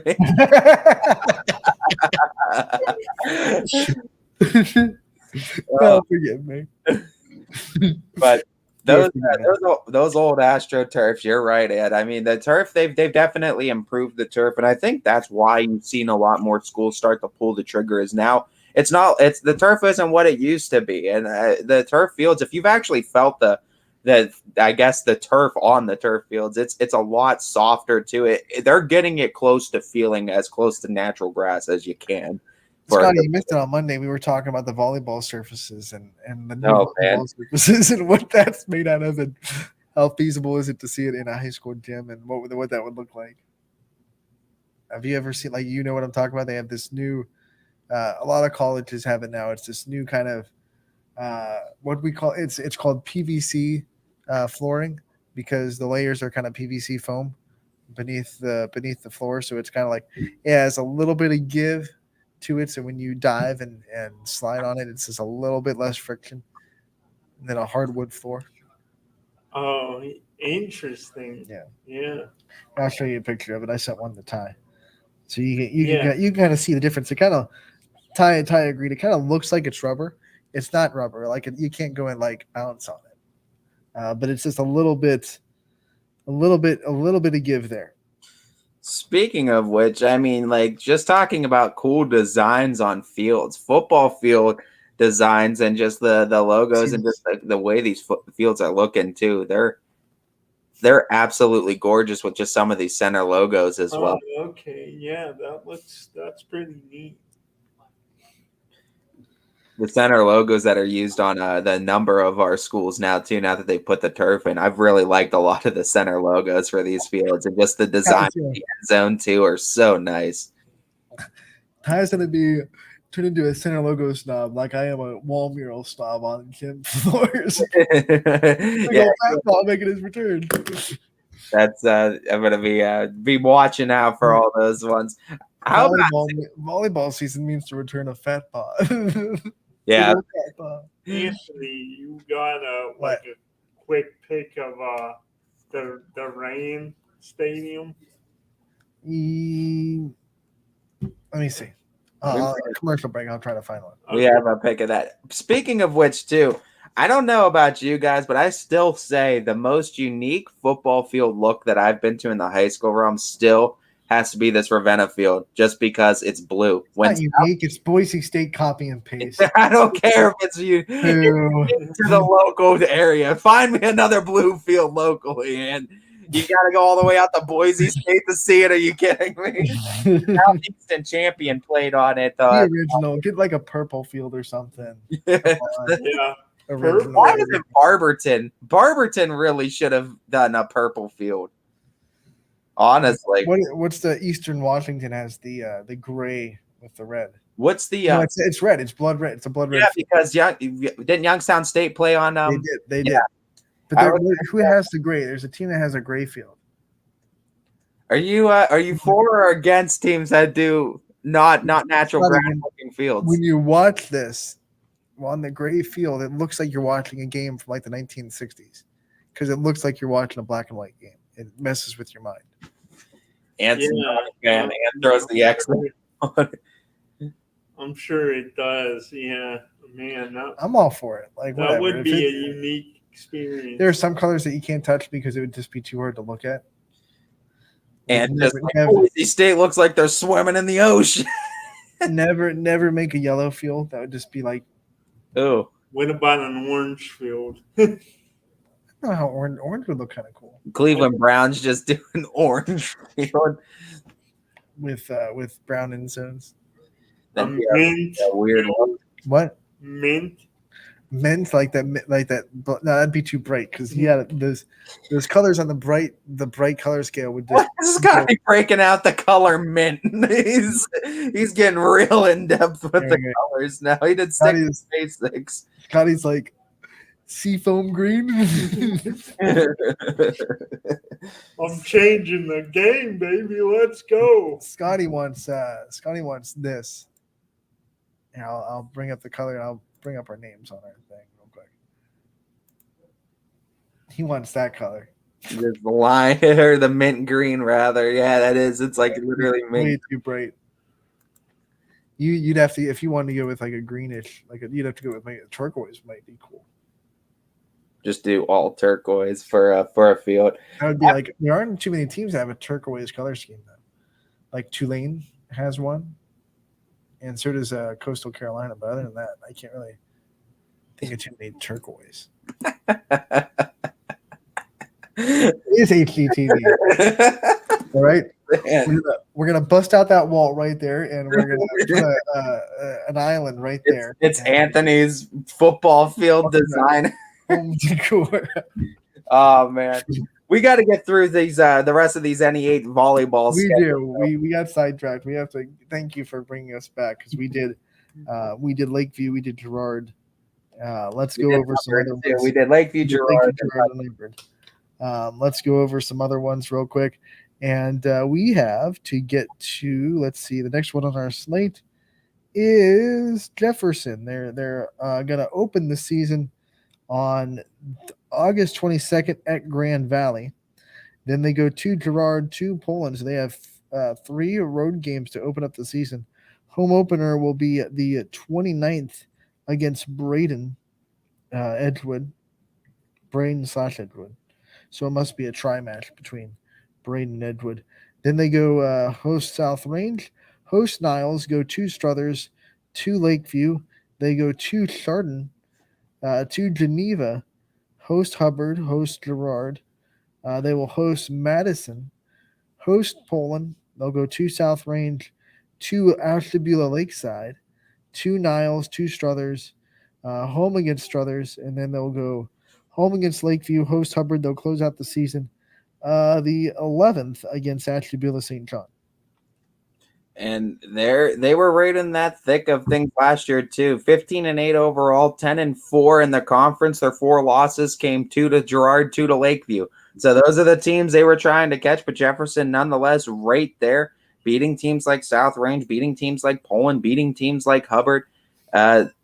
This is one of those teams too in Jefferson that I think, and I fully expect them to be competitive again this year. And I'm actually excited to see what they're going to do against those Girards and Lakeviews this time around. Problem is, though, they did lose 2 of their top kill getters in Simon and Skinner, but you get O'Rourke back. That's going to be a nice boost. You're going to get Ryan back, who still had 95 kills last year. I'm excited to see what some of the young talent does for Jefferson and who steps up. But O'Rourke looks to be like one of the leaders. She was one of those top 3 kill getters for them. Let's not mince words, though. Taylor Skinner's a big loss. She was, in my opinion, she was the best blocker in the NE8. She was the best middle blocker, hands down. Because Girard and Lakeview both thrived on their outside hitters with Pallone and with Littell and with Lytle. They were phenomenal outside. Jefferson had that wild card because they had a really good middle blocker in Taylor Skinner. So, my opinion, the best middle blocker in the NE8, and they lose her. That's going to be, middle blocking is important in volleyball. You got to have a presence at the net on defense. So, trying to replace a blocker like that going to be tough. It is going to be tough, and I mean, we'll see what Jefferson has in store too, and what are some young names that are going to be stepping up for them coming into this season as well. But I really like a lot of the schedule that they have put forth too. A lot of the non-conference games that they've featured too. A lot of good teams. I've seen that Chardon team before too. That Chardon team's a real deal. That Hilltopper team. So that's a good tournament this year, right? Huh? Did Fitch play him in the tournament? I think they did. Yeah, they did, and that's a team Fitch lost to in the tournament. So they came back against Aurora, and then they lost to Chardon. Yeah, and it's a really good Chardon team. Usually, Chardon's good at the sport. Yeah, they seem to always be. It seems like. There's dang Hilltoppers. I wonder if they use the Western Kentucky's mascot. And it's like copiers, Boise State, Big Western Red. Kentucky. Remember the Sports Center commercial where that big Western Kentucky thing is just looking at the bathrooms, and the anchor comes up and he goes, "Why need to squeeze the woods out back?" Because he can't figure out if he's a boy or a girl because it's the big red blob. The big red blob. Clinton Nims letting us know that Braden is actually the name of Edgewood Middle School, so they were probably just listed on the schedule as Braden/Edgewood. So that'll be a game for Jefferson against Edgewood, which is one of their big rivals, and that'll be once again on in Edgewood on. Let me get the date on the 29th. It's actually a home game against Edgewood on the 29th. Yeah, and I mean Edgewood and Jefferson is always a nice rivalry too, and I think even in the football realm too, they play for the cup too. Jefferson won that game last year for the first time in a long time. For the first time in a few years, and that was a big win for Jefferson. They're looking to defend that. I think it was I'm trying to think of it. I think it's the Hoadley Cup. I want to say is the name of it. Correct me if I'm wrong, if someone that does know, but I think it's the Hoadley Cup between Jefferson and Edgewood. And yeah, Jefferson got it for the first time in a few years, looking to defend it in the football realm this year. That game will be at 6:30, not 7. So if you're making your schedule for volleyball, that'll be a 6:30 varsity start, not 7. Rest of these games outside of the Saturday ones look to be pretty standard at 7 o'clock start time, minus some away games that are going to be starting home team's discretion at 6 o'clock. Easy to say that. I mean, obviously Taylor Skinner is going to be a loss, but Jefferson was that wild card, I think, last year for them. I mean, Girard and Lakeview were the leaders, but Jefferson was that wild card, beat everyone else in the NE8 with the exception of those two. Pretty sure there's a young Skinner, though. And if that's the case, too, you just replace it. You just replace it with another one. Niles is next on tap. Let's look at their volleyball schedule. They open the season. That's named Skinner there. They open the season with a league game. Tuesday, August 23rd, they will host South Range. They go to Lakeview. They will host Struthers. They'll host Warren Harding. Then they go to Jefferson, to Hubbard. They will go to East. They'll host Girard. They will go to Jackson Milton, then host Poland. They'll go to South Range and host Champion. Then they will host Lakeview, go to Struthers, to Harding. They'll go host Jefferson, host Cheney, host Hubbard, Ed Girard at Poland, host LeBray, and then Ed Hubbard to close out the season on Wednesday, October 12th. You said we were referencing the Niles Red Dragons, right? Niles, yes. Niles. Okay. Yeah, Niles was a solid team last year, too. I think they grabbed a handful of wins. I think a 7-win team from a year ago. And, I mean, they had some solid talent. It's just the problem is that you play in an NEA conference that was tough, and that's where they accumulated a decent amount of their losses. Actually, non-conference-wise, I'm pretty sure they were 6-2 outside of the conference was Niles. It was a lot of those games inside conference that Niles struggled in. They're going to need to look to be able to batten down the hatches and win some games and get those 3-set victories over the conference this year because, I mean, you got the only one way to go, right, is up after suffering those kind of defeats in the conference. And they're going to be replacing one of the better players that was in the conference, and Logan Lewis, who graduated from Niles last year, but she was one of the top stat getters in the whole conference. Absolutely, and I mean you're gonna try to replace her, which is gonna be difficult. But Niles always has a solid program. It seems like year in and year out, they're gonna need to make the right adjustments and put the right pieces in place to try to compete in this conference, because that's going to be the biggest question mark you got to feel like for the Red Dragons this year is how can we compete in the conference, because that's how we're going to be able to turn our season around into a winning season and get ourselves a better spot in this tournament. You look at their non-conference schedule, they're giving a lot of love to some of the lower division schools. They play Ed Jackson Milton. They'll play I just lost it. Hold on. They'll play Ed Jackson Milton. They'll play Warren Harding, which is not a smaller school, but a team that has struggled over the last couple of years in volleyball. They will play East. They got Jackson Milton, like I said. They have Champion, another smaller lower division school. Harding twice actually this year. And they have Cheney as a non-conference schedule. LeBray of Division IV school as well. So some good non-conference opponents for Niles and where they're sitting as a program right now. Absolutely. And I mean, it's good for both schools, both ways too. Your Jackson Milton, your Hardings. I mean, it makes sense too, because all these programs are kind of like in that same pool where it's like, okay, we've gotten some wins. We've gotten handfuls of wins last season. We want to take that next step, but you also need to be competitive because there's something to be said. I know a lot of coaches are of the mindset too. You want to schedule up too, but a lot of coaches will tell you schedule up when it makes sense. You don't want to just schedule powerhouse schools and go out there and get massacred. And what are you learning from that, right? What are you able to adjust? You want to be able to learn. And I think this schedule really works out for Niles too, because you're also going to get tested in your conference alone too. So there's going to be plenty of tests for Niles throughout the season as well. It's exactly what I tell my players. Make goals that will push you, but that are also obtainable. So like you got to schedule up to teams that you know you can beat, but teams that will also push you. And that, if that makes sense. Like absolutely.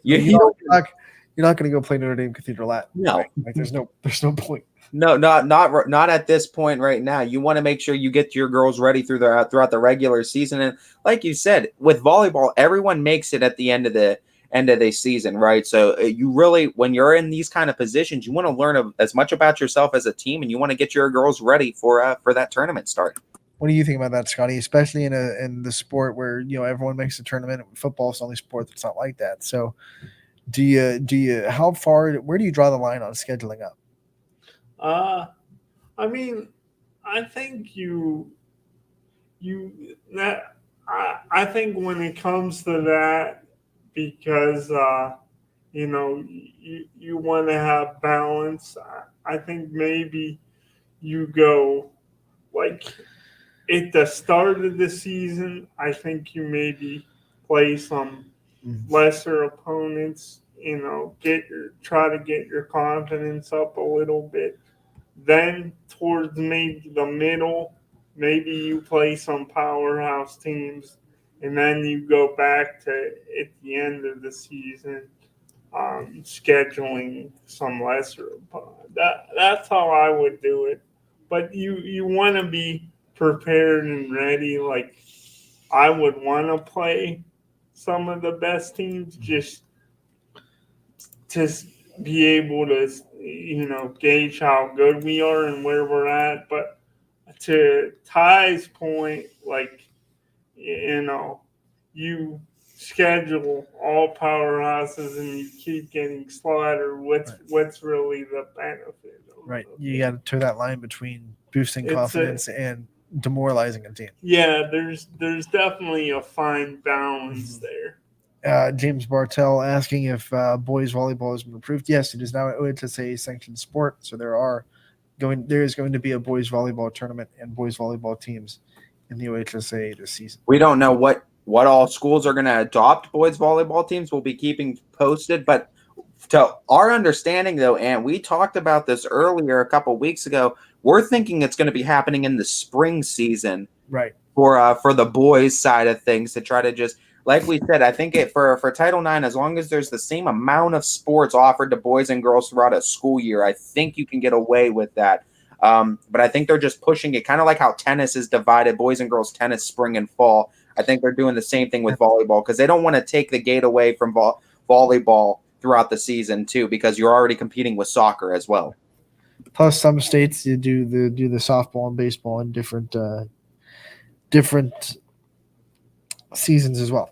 Absolutely. Let's go to Struthers' schedule. We have a couple of teams to get through for this NE8 volleyball schedule. Struthers opens the season Saturday, August 20th at Lowville, your alma mater, the Rockets. The Rockets. Go Rockets, baby. Then they will host Poland, go to South Range, go to Howland, go to Niles, go to Lakeview. They have a big stretch of road games. 1, 2, 3, 4, 5 road games in a row, and they'll end it with the game at Cardinal Mooney. They'll return home to host Hubbard, then they'll go right back on the road, going to Girard, to Poland. They'll come back home against Ursuline. They'll host South Range, host East, host Niles, host Lakeview, host Jefferson. So it pays off because they have from September 17th until September 29th, they are home.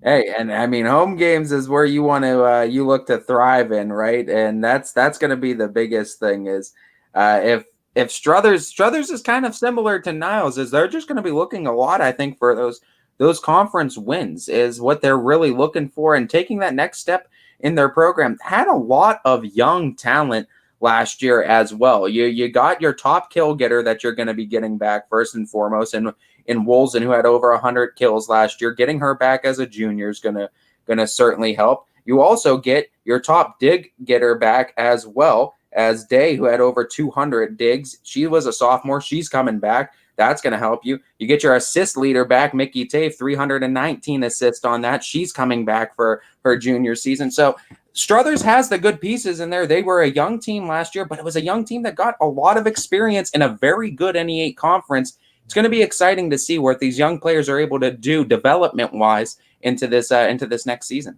After that home stretch is over, they go to Jefferson, to Hubbard. They'll host Girard. They'll host Matthews. They'll end the season with a road game at Springfield on the 12th of October.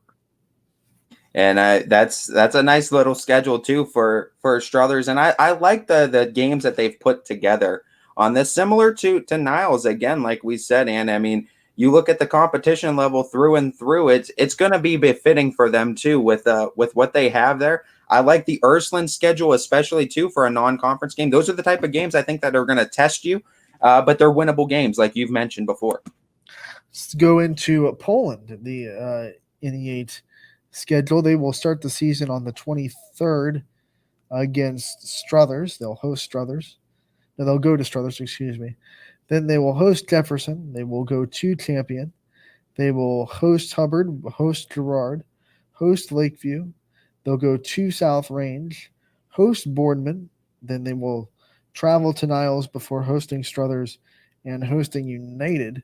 Then they will come back and be on the road to Jefferson, road to Hubbard. They will host Canfield, go to Girard, to Lakeview, host Springfield, host South Range, and they'll end the season by hosting Niles. Poland lost a decent amount of seniors last year too, and as Most notably Morgan Kluchar. yeah, she had a decent amount of kills for them as well last year. So it's gonna be tough in life without her. But to my understanding, Forsyth's gonna be their big senior this year coming back, and you're gonna try to build that team around her. And she's a quality player in herself too, as one of the top kill getters.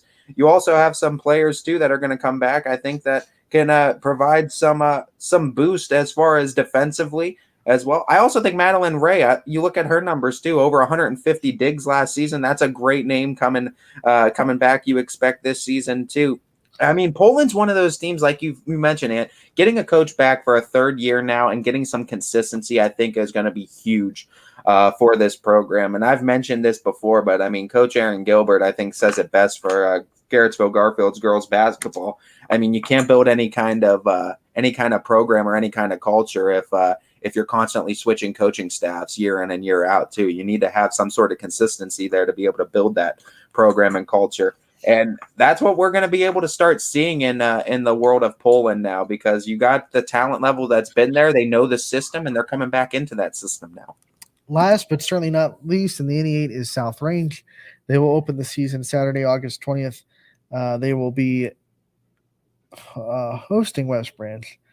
Then they will host Southeast, host Ursuline, go to Niles, host Struthers, go to Jefferson, go to Hubbard, host Girard, host Poland, host Lakeview. Excuse me. They will host Niles, go to Boardman, to Struthers, host Jefferson, host East Liverpool, host Hubbard, go to Girard, to Poland, to Lakeview, to East Liverpool, to Warren Harding, and they will close out the season on October 13th at Cardinal Mooney. I mean, the story is you get your top kill getter, Maria Primavera, back, right? But you need some help, right? Because those two seniors in Heikkinen and Sauerwein, you lose the support there, the backup, I guess, if you will, both 100 kills in their own right. I think South Range, I mean, and you could attest to this, I'm sure too, Ant, they're going to be looking for those other weapons to be created on the floor for them. Well, they'll still have their center. And that's huge too. You get your top kill getter, you get your setter, and I mean that's two pieces of the puzzle that a lot of teams are always trying to figure out. The biggest loss, Ty, isn't their hitters. It's Reagan Irons in the back row. Yeah, because it all starts with defense. It all starts with passing. They're gonna have to be able to pass the ball efficiently. And when you lose a libero that was as good as Reagan Irons was, that's a big loss.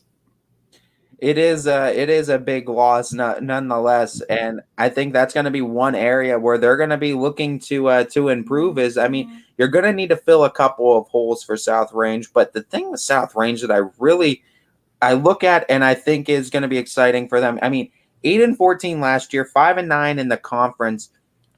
It was kind of one of those. You don't want to say mediocre, but they were right there in a lot of instances. They went through a lot last year. I remember Coach Irons had to deal with cancer, and that was absolutely a big stressor. And taking all that in and still bringing back the good bones of this program. Yeah, you get your top kill getter, you get your top setter. You're going to have to fill in a couple of pieces now, but we know this program. We know South Range as a culture. They have a history of girls being able to step up and step into those kind of positions. You're just looking for a couple of girls to step up and step into those positions again in this case. But like you said, too, and I think the biggest thing, you don't have that kind of that weight kind of glooming over your heads of what's happening this season around now. You can kind of come in with a fresh mind, and I think that's certainly going to help the Raiders this time around. They'll have the Maria Primavera back. She was amazing, too. 200-plus kills last season. She's going to be a force certainly coming back this year, her senior season. It's in her genes.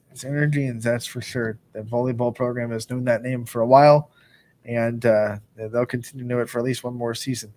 That'll conclude the NE8 preview for volleyball. We went over all the schedules. We went over some of the big players that each teams are returning, some of the big players that each team is trying to replace.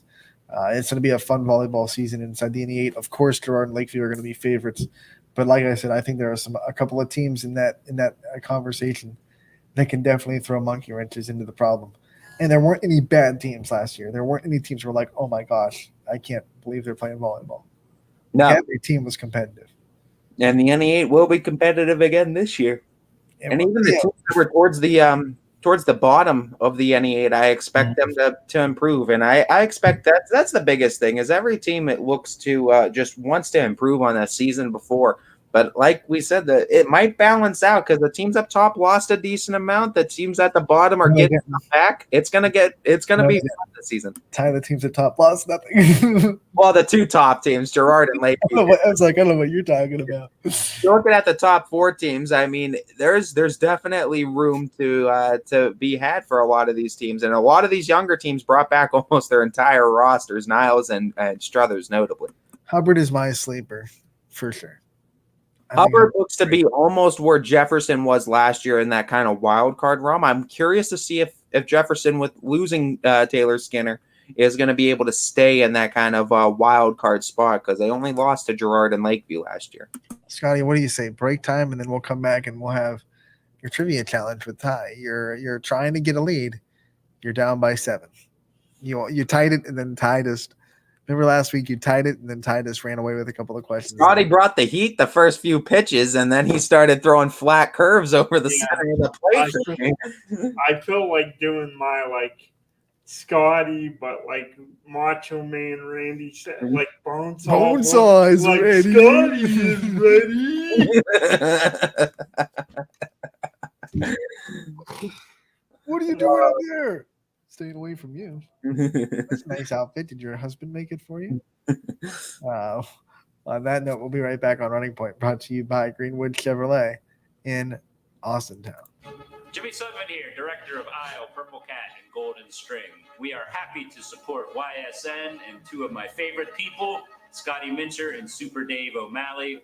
We are an agency that provides services for adults with disabilities. We infuse humor, passion, and joy into their lives. If you know of any folks with disabilities that need our assistance, please contact us.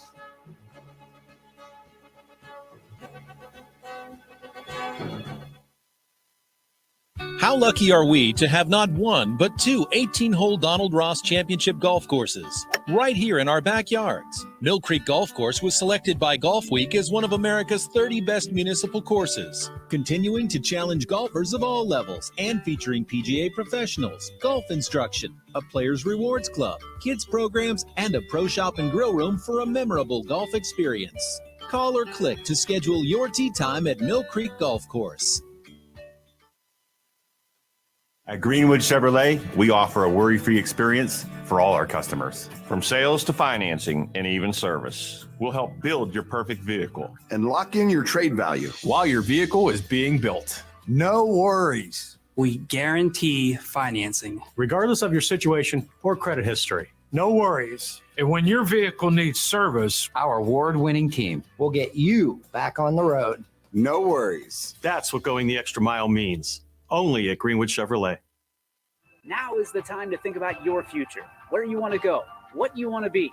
Your future can start now at Kent State Salem or Kent State East Liverpool. We have programs that will open doors and provide opportunities for you to pursue your passion. We are affordable. We are close. You call it hometown. We call it Kent State University. Learn more at www.kent.edu/Columbiana. You belong here.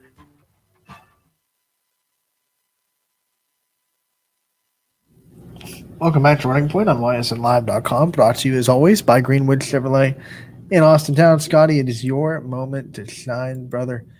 I'm going to give you 13 minutes on the clock, and your time begins now. All right, 13 minutes. Let's go. I'm throwing sometimes I like to, ease you into it, Ty, but today I'm coming with my best right out of the gate. And this is a 3-part question I have for you. So it's a big one. I want to know from you, Ty, the youngest man in history to win a singles major in tennis. He was 17 years old when he did it. I want to know what major it was that he won, what year he won that major, and then also what year was he inducted into the Hall of Fame. So this is a 4-pointer, if I'm not mistaken. You want who he is.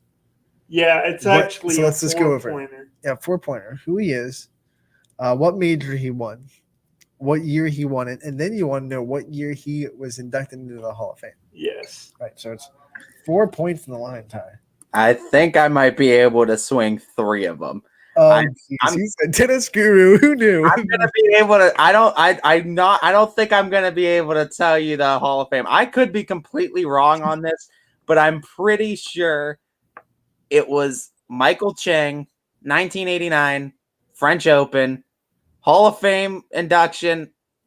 I'll say 2003 as a guess, just to throw a guess out there. I don't know. I don't have a solid guess on that one. How many points does he get, Scotty? Well, he got the he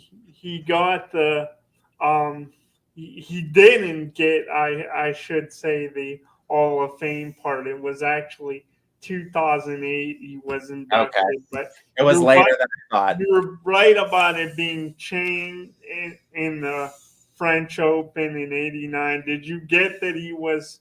Did you get his age? You told him his age.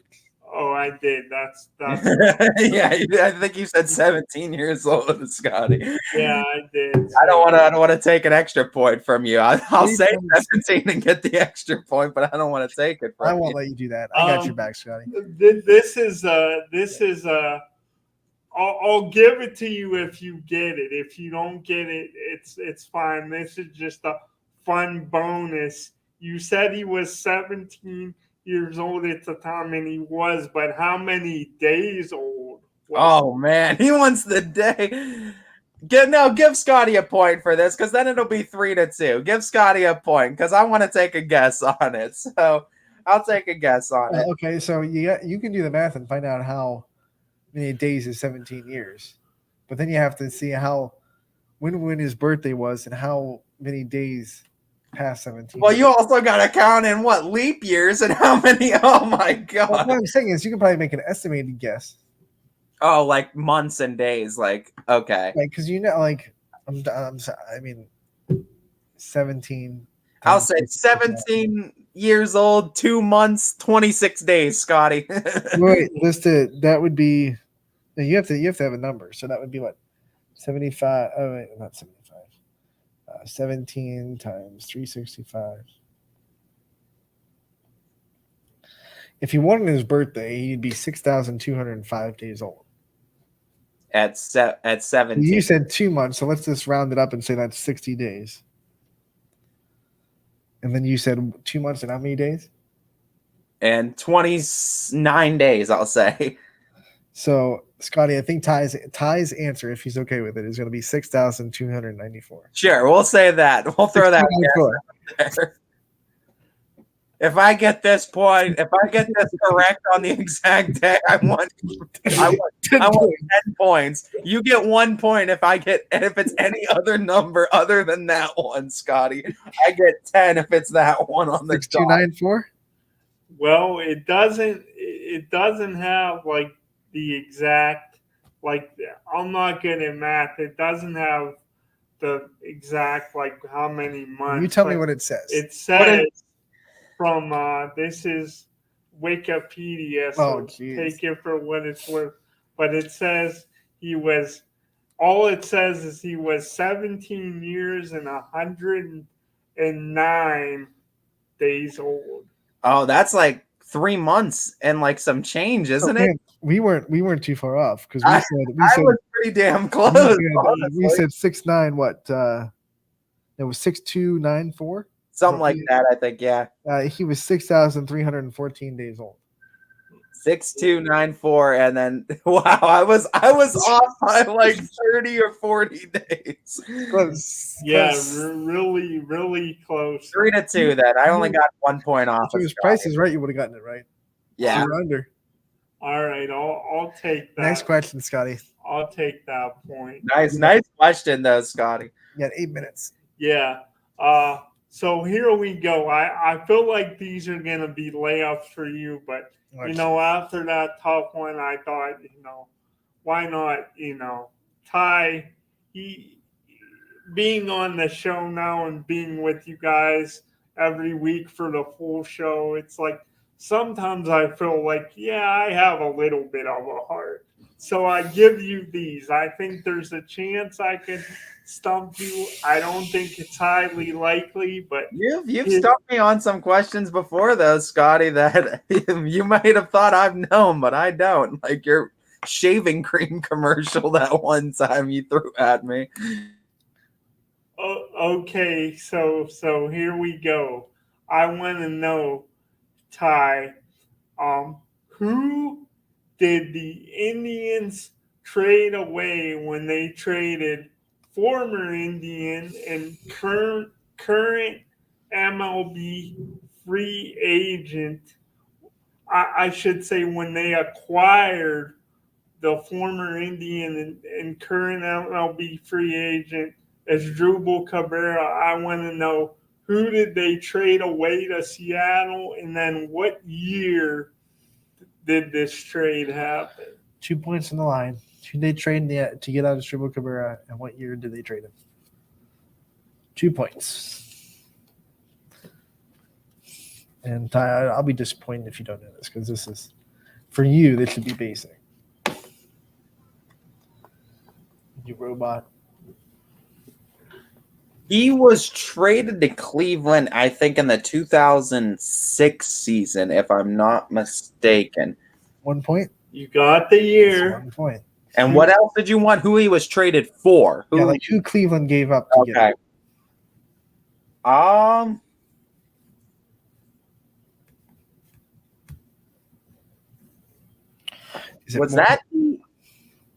Was that the Eduardo Perez trade that we got him for?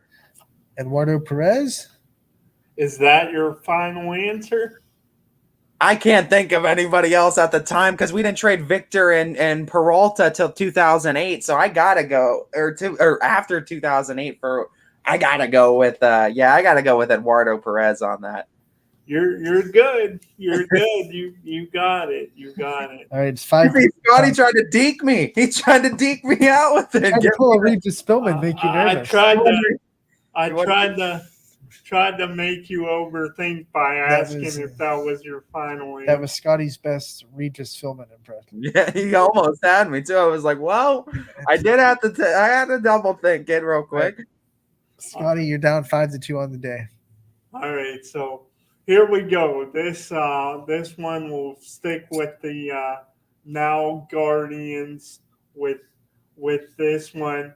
Although at this time again they were the Indians. I want to know from you, Ty, of course, all Indians fans, if you're old enough, you know about the great year of 2017 when we set a major league record for consecutive wins at 22 in a row. I want to know from you, who was the winning pitcher of the first game of the 22-game winning streak, and then also who was the winning pitcher of the last game of the 22-game winning streak. So you want the winning pitcher of game number 1 and then game number 22. Not the starter, the winning pitcher, right? Not the starter, the winning pitcher. All right. Just had to bring a Royals game into it, didn't you? You sick piece of Everyone knows the Royals lost that game to give the Indians their 22nd consecutive win. But I will also say that we beat you the next day. So, suck it. Yeah, you guys did. You guys did beat us, but you were big mad. Let's see. I'm trying to think. So you want the first and the last game? Yeah, the first and the last game, the winning pitcher for both, not the starter, but the winning pitcher.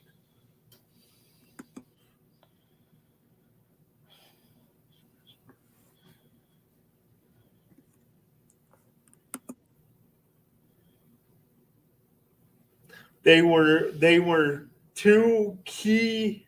Well, I'm not gonna say anything else. Yeah, you don't need any more hints. Yeah.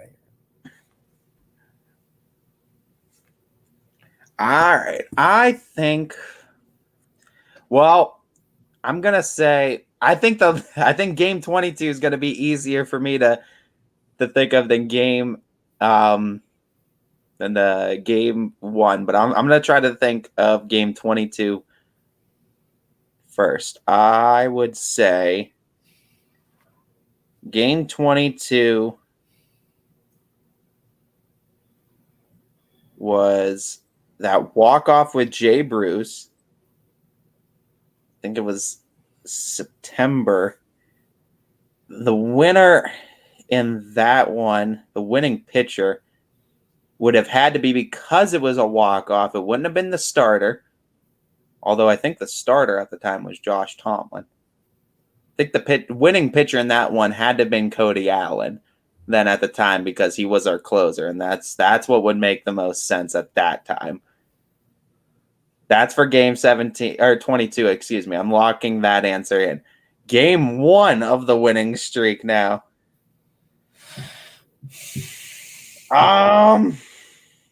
Game 1, I believe, began.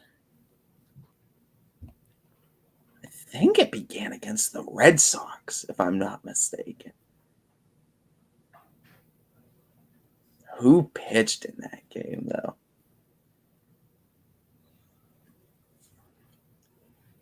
At the time, I think it started.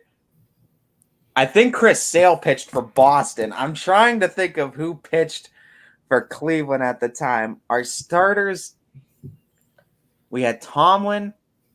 Salazar wasn't there at the time. He was already injured. Kluber was obviously there. I think Clevenger. Bauer. It might have been Kluber or Bauer. Gotta pick one. I'm going to say Trevor Bauer in the first game, Cody Allen in game 22. Bauer and Allen?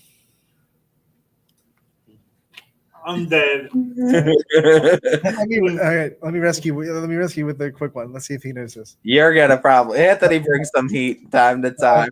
Okay, so over the weekend, Whit Merrifield got his 1,000th hit of his career.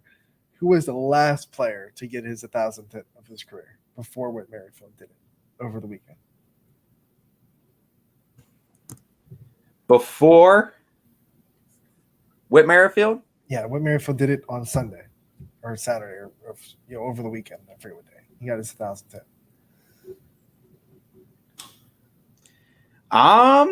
Dang, that's a good one too, because I'm trying to think of the most recent one to have 1,000 hits. Now, do I get a point for this? Yeah, obviously. He's trying to get you. He's trying to help you.